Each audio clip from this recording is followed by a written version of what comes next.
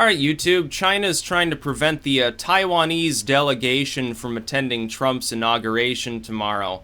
And it seems like the general response of the Trump admin is fuck yourself, which is exactly what they should be doing. Under Obama, we've taken up a hard line against Russia, and he thinks that's a good idea. He thinks it's good to perturb this other nuclear state that by and large isn't involved with our hemisphere because they can't be. And everyone thinks it's wonderful, and all of the Democrats think it's just this great pie in the sky idealism or something like that because we got to stand up against Putin because he's not gay friendly enough or something. But then at the same time, they take up the tack that we're going to cause a nuclear conflict if we do anything that pisses the Chinese off, up until the point at which we should bend over, take it up the ass from the Chinese government, and ignore our friends if they tell us to ignore them. Like Taiwan, we shouldn't talk to them. We shouldn't accept their delegation. We shouldn't have, it's not a problem. When Obama says, yeah, we're going to sell a military hardware, the Chinese are silent. They basically don't make a peep and nobody cares. As soon as Trump becomes the president-elect and says, yeah, I'm going to take a phone call from the leader of Taiwan, China launches immediate condemnation of the act. And we say, yeah, they're gonna send a delegation to the inauguration because they're a sovereign nation, they're our friend, they're an ally of ours. Why wouldn't we accept their delegation? And the Chinese get all autistic about this and say, oh, you can't do that. All relations are going to sour. Let me remind people again that China is at a loss without the United States. Their economy is their growing middle class, all of that infrastructure and all of the homes and everything else that they're building to accommodate their exploding middle class is born on the back of the lower class of China and exports. The export of cheap goods from China to the United States is a huge chunk of their entire economy.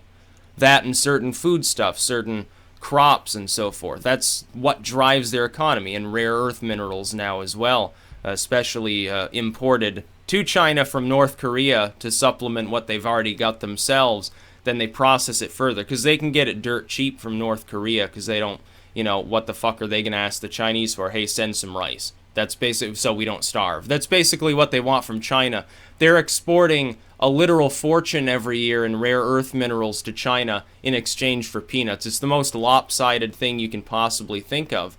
They're still using like 50s era tech to extract it. It's just such a rich amount of it. It's just so highly concentrated. The Chinese don't care if it's in raw or purified form, or if it's like 90% pure and the North Koreans can't get it any more pure. They can refine it further themselves, and it's still way, way cheaper than even mining their own rare earth minerals.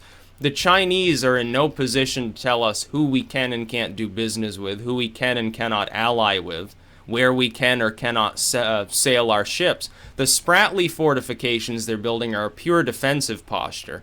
I don't think they're trying to be an aggressor towards these other states. I think they legitimately believe their claim, wild as though it may be in the South China Sea, and that they're seeking to defend their capability to project force throughout this region because they lack the naval capability to do so without these islands being fortified.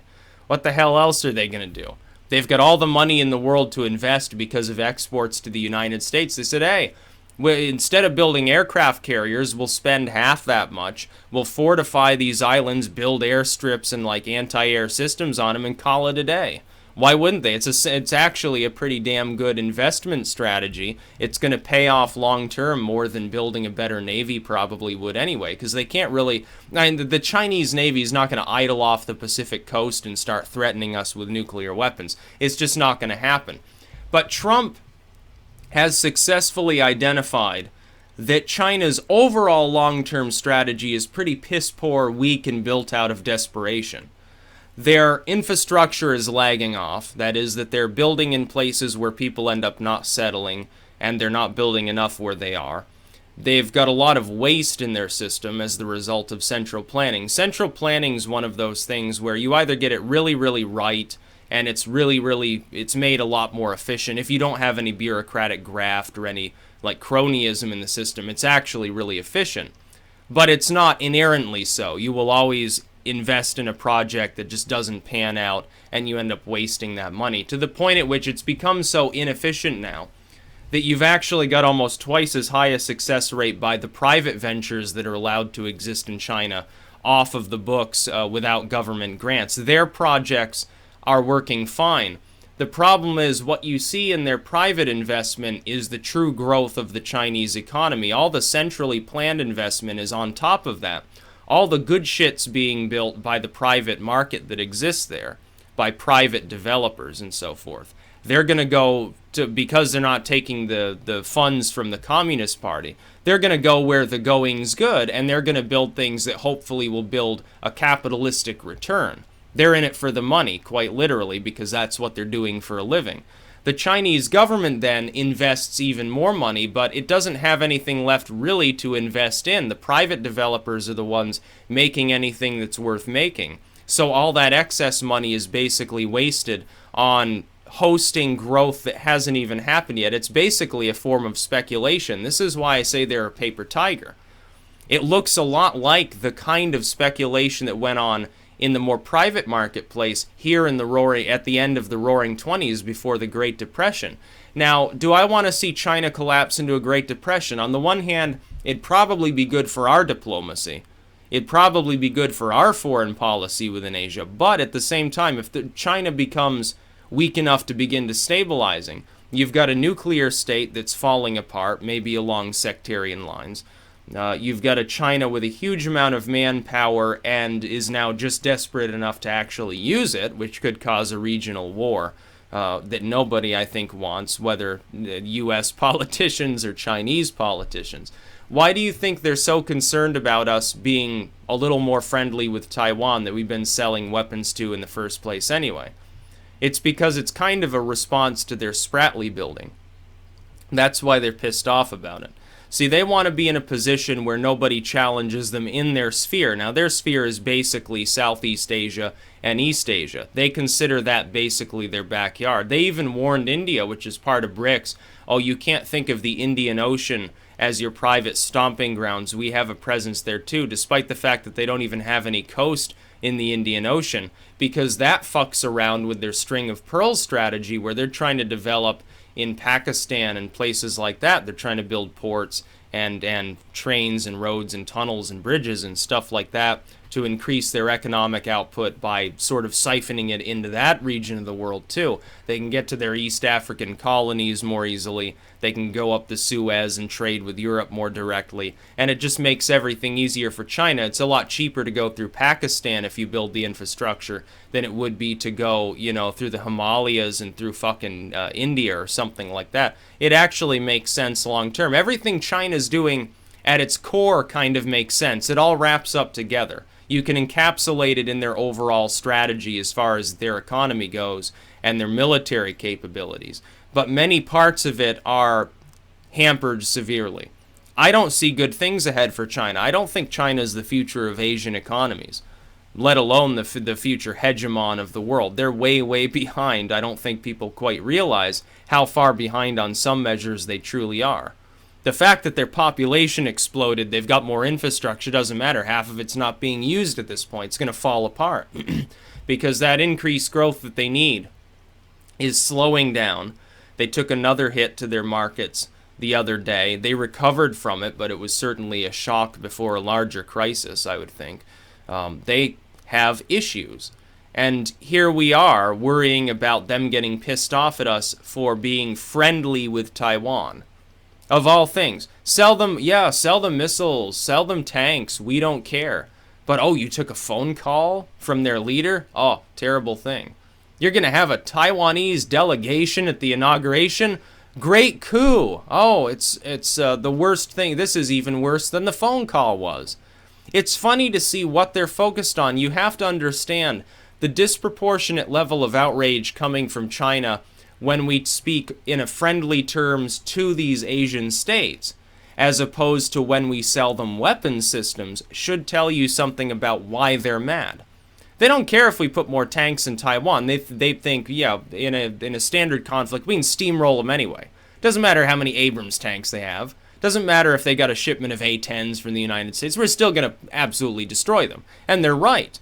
But when we begin getting in on the diplomacy angle, when we build a better friendship with Taiwan, it makes it much more difficult for them to justify steamrolling them in the first place. Diplomacy is the real strength of the U.S. Our real strengths are our wallets and our diplomacy, not the military. The military is the very powerful last resort and should be seen as such. And nobody wants to fuck around with the U.S. military, but ultimately we can stave off conflict just by being invested in a nation and being on good terms with them, because that's when you can bring the military's full threat to bear on a foreign state. That's what the Chinese are worried about, and it should tell us, by the way, something else. It should tell us they have every intention over time, not necessarily in the near future, but sometime in the future, of fucking Taiwan and taking it back over. That's what it should tell you. Why, again, they're not concerned with us selling a plane or a tank to Taiwan. It doesn't matter. Taiwan does not have the ability on its own or with the rest of its sort of East Asian buddies like Japan to withstand a full frontal assault from China. It's just not going to happen. It would be a lost cause. A nuclear state with over 1 billion able-bodied individuals and a much larger naval and air presence would absolutely flatline the entire island of Taiwan if they really wanted to. It'd take them about 72 hours to kill every man, woman, and child in Taiwan. Probably less if they use nuclear weapons. They could completely cripple them in every possible way. But if the United States is very friendly with Taiwan, no longer takes up this sort of ambivalent line, but says, yes, they are a sovereign state, yes, they are a direct military ally, yes, they are our friend, you think China's going to attack them? You think they want a bunch of U.S. carrier groups to come floating by to start bombing Beijing? Of course they don't. They can't deal with that. We have too much technology. We have too large a naval and air presence for them to be able to withstand us. So while they can bully Taiwan around one-on-one, we can bully China around one-on-one. It wouldn't matter if the rest of BRICS got involved. Russia's not going to get involved in a nuclear conflagration on behalf of China. They're too busy doing other things. Their entire line of reasoning, if you look at the way they've postured their military over time, is all we need to do is grab up like Crimea and a few other chunks of land. We can build enough defenses. We've got thousands of nukes. Who the fuck's going to bother perturbing us? China doesn't have that advantage. They have fewer nuclear weapons. They have a much smaller naval ability, a much smaller air ability. The only major advantage they have when compared to Russia is their economy is larger, even if it's export-driven, and they've got more manpower. Manpower means nothing, though. They can't use it. They can't march them over land all the way to the continental United States. They have to put them in ships or planes to get them here in the first place. We can invade China if we need to. We've got all the allies in the region necessary to make landfall nearby anyway. We can use Vietnam, you could use Korea, you could use Taiwan to launch attacks, honestly. They can't do that. They can project force in their region, and that's about all. China is weak. It's not strong. It's the illusion of strength. I told people that as well years ago. People didn't want to believe it because at the time they were still churning along. When I made that prediction, their economy hadn't taken a hit yet. They were still growing rapidly. Now behold, they're slowing down. They have numerous problems with their markets. They have a sagging infrastructure. And they're building a bunch of defensive fortifications that should tell you they're operating out of the general worry of something going wrong and a bunch of other Asian states taking advantage of it. That's what they're worried about. It's not Chinese strength. And for them, in this lopsided arrangement, where they have to rely upon selling us things and be at least kind of our frenemy or something like that, it's just not strength. That's not what I see there. I see weakness, primarily. They're angry over our relationship sweetening with Taiwan, because if we've got better diplomatic relations with them, more of an argument can be made for us getting involved if China decides to unilaterally declare, oh yeah, Taiwan's ours now. We're just going to march in, and if anyone fires on us, they're rebels. It's a civil war, and we're just going to start killing everybody. That's the sort of tactic the Chinese would use. Not the Chinese, the Chinese government, and so forth. But they can't do that if Big Buddy USA is floating a bunch of carriers around Taiwan at the time, because it's too dangerous to bother doing so. The payoff is not worth the risk. Countries, sane actors, fundamentally they weigh cost and benefit. They simply analyze that. That's what determines their foreign policy in almost every way. It's not morality that does it. It's not tradition. It's cost, and it's the amount of cost or risk and the benefit, the payoff. That's all that determines it. It's as simple as that. That's about all. Peace out.